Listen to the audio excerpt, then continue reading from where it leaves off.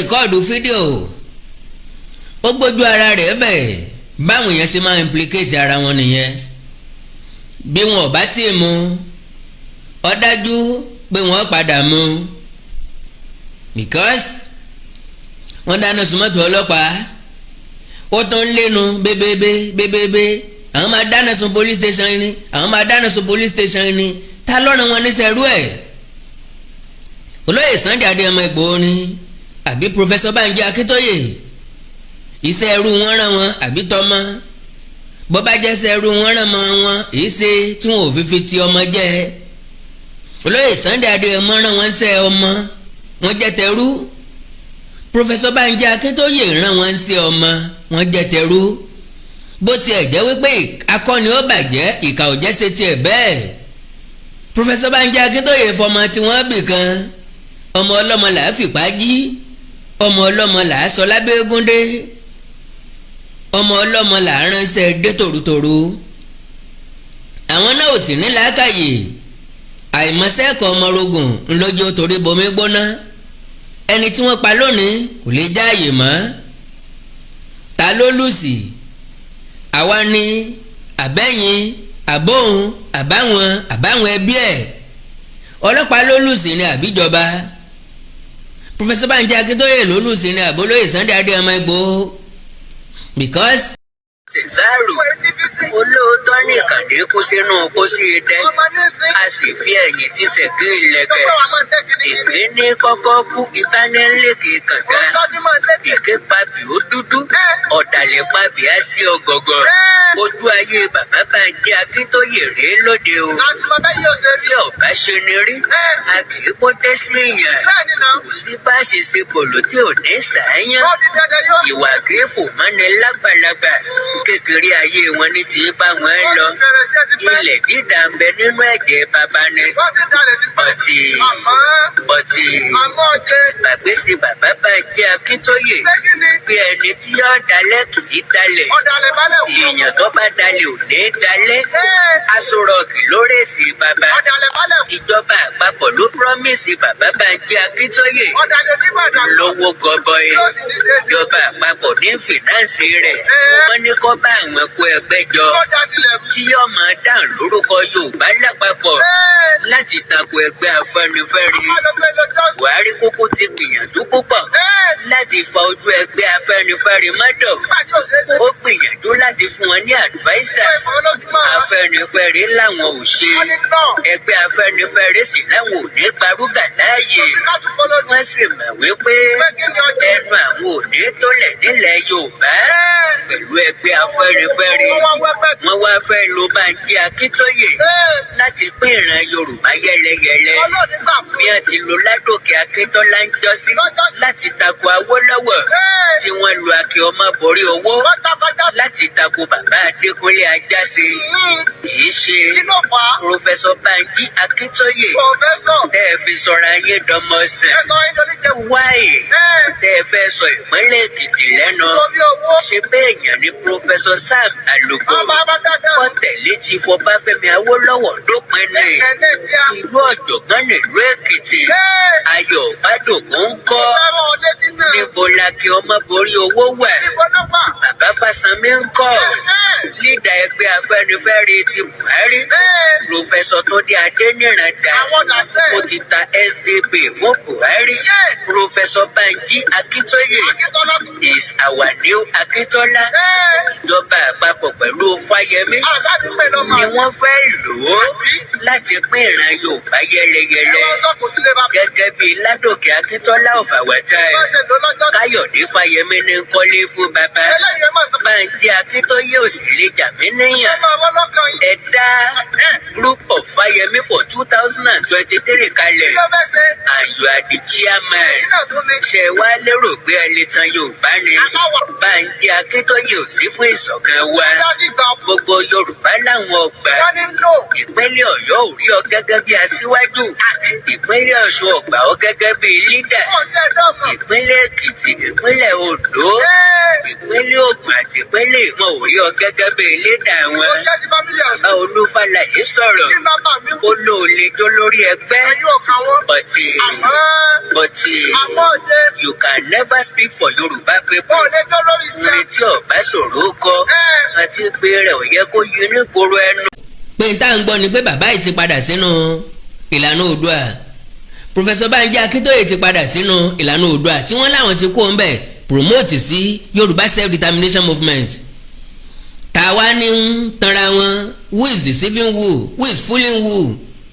Kí ló dé táwọn àgbà wọn yóò fira wọn sípò àgbà ẹ̀dẹ̀ nìkan mọ̀rì wọn fín ọ̀nà wá dà Ọlọ́run ò fẹ́rọ́ ayé ò fódodo ọ̀rọ̀ pé mẹ́ta àti wá fẹ́ sórí ọmọ tọ́wọ́ àgbà rí wà lọ́jà kórí ọmọ tó tọ́wọ́ Yorùbá wí àwọn àgbà lọ́ wà lọ́jà orí ọmọ doríkodò rìn kì í ṣe pọ́wọ́ lásán orí ọmọ doríkodò.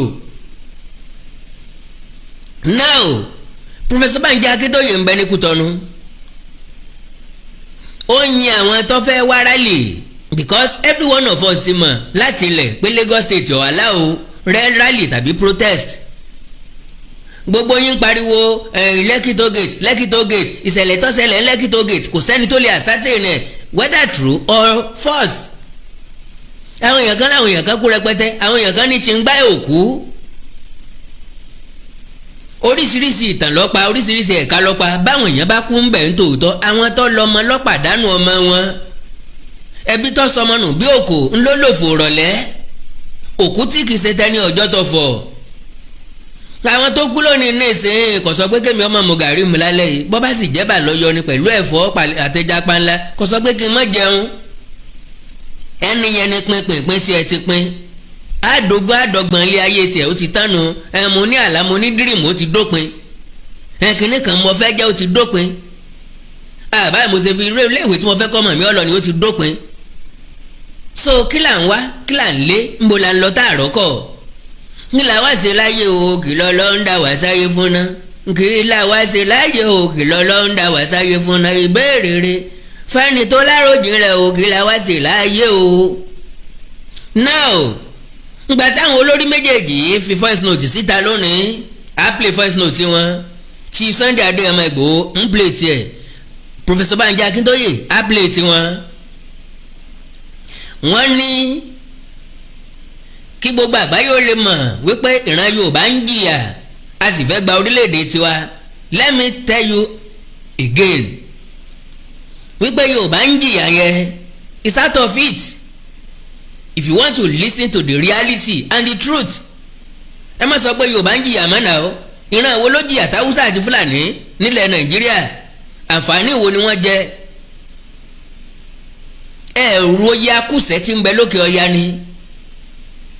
tí Yorùbá bá ń jìyà ẹ̀yà Ìgbò ńkọ́ kí ni káwọn sọ Yorùbá ti sàrẹ Nàìjíríà rí mélòó la ilẹ̀ ẹ̀yà Ìgbò ṣe ọdún wo lẹ̀yà Ìgbò ti débẹ̀ gbẹ̀yìn ńbo wá ni Yorùbá ti ń jìyà wọn ò fún state yín lálòkéṣàn ilẹ̀ Yorùbá la ti fẹ́ gbòmìnira ibẹ̀ la ti ń fàjàngbọ̀n ilẹ̀ Yorùbá la ti fẹ́ gbòmìnira ibẹ̀ la ti fẹ́ràn ara wa ilẹ̀ Yorùbá la ti fẹ́ gbòmìnira ibẹ̀ la ti jọ ṣiṣẹ́ papọ̀ ilẹ̀ Yorùbá la ti fẹ́ gbòmìnira inú òkónú àwọn olórí ń bára wọn jà.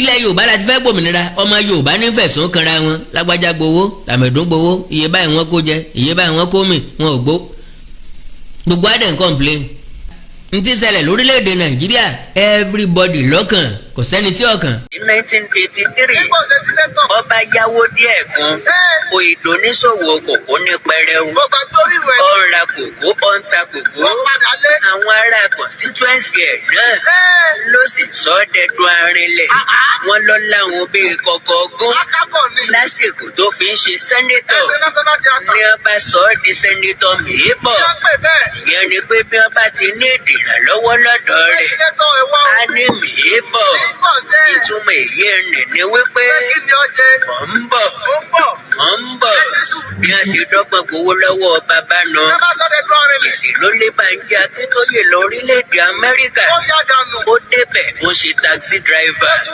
ó tó di pọ́ padà ríṣẹ́ olùkọ́ni ó fi ìyàwó àtọdúnmọdún kalẹ̀ sórílẹ̀‐èdè Nàìjíríà ọ̀tẹ̀ lóbìnrin àjèjì l'Amẹ́ríkà ó tiẹ̀ bá wọn pawọ́pọ̀ dálé ìjọsìn sílẹ̀ lórílẹ̀‐èdè Amẹ́ríkà.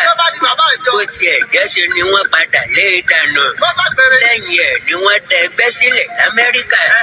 Oòduà Foundation ni wọ́n pe orúkọ rẹ̀.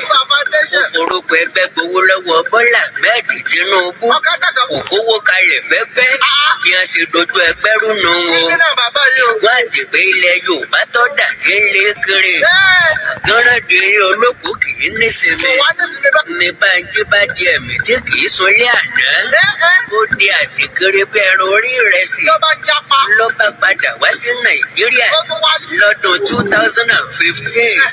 ẹgbẹ́ Afẹ́nifẹ́re ló wá ní ọmọ ẹni ò ní burú ká lé ifẹ́ kò pàjẹ́. àti pé bàbá gbàgbé ọ̀rọ̀ àná. àdérẹ́ nìkan àbá ṣeré. ara ọlọ́kùnrin wá yá tán. ìsóníṣó pa babaláwo. oore pẹ́ aṣèré gbàgbé. ayé owó ọ̀mọ̀dé dá o. torí owó tí bàbá ṣe ń ta ọmọ. ọmọ ń tàyà nítorí owó kò jọjú mọ́. ṣé pé Pòfẹ́sọ̀ Banji Akintoye lè dìná ẹgbẹ́ Afẹ́nifẹ́re. jẹ́ kí làjọṣepọ̀ ti ń bẹ nínú ẹgbẹ́ tẹ́ ẹ jẹ́ aṣíwájú lé lórí. pẹ̀lú ẹgbẹ́ Afẹ́nifẹ́re. ẹ̀gbọ́n nǹkan tó sọ ni Afẹ́nifẹ́re exists as a very prominent organization and I will respect it as such. That is all I can say. oníròyìn tó pòṣì ẹ̀ síwájú sí i. But is your group different from Afẹ́nifẹ́re? ọ̀gbọ́n tó tún wé ni we are creating a worldwide Yoruba organization. It is different from Afẹ́nifẹ́re and I am sure you know that there are many groups different from Afẹ́nifẹ́re. Afẹ́nifẹ́re is just one of the groups. Kórógbá lẹ́nu yín sà. Afẹ́nifẹ́re ni just. We have Yoruba Assembly, Afẹ́nifẹ́re Renewal Group, Yoruba Council of Elders, and others like that. We are calling it Yoruba World Congress. Kí wá nìdí tí wọ́n fi ń kẹ́gbẹ́ jọ? ṣé bí ọ̀bá nídìí obìnrin kì í dẹ́kun mọ́lú? bí mo bá gbéná jó lórí omi, irú ẹ̀ ló yẹ kẹ́ ẹ béèrè lọ́wọ́ mi. Àkàndá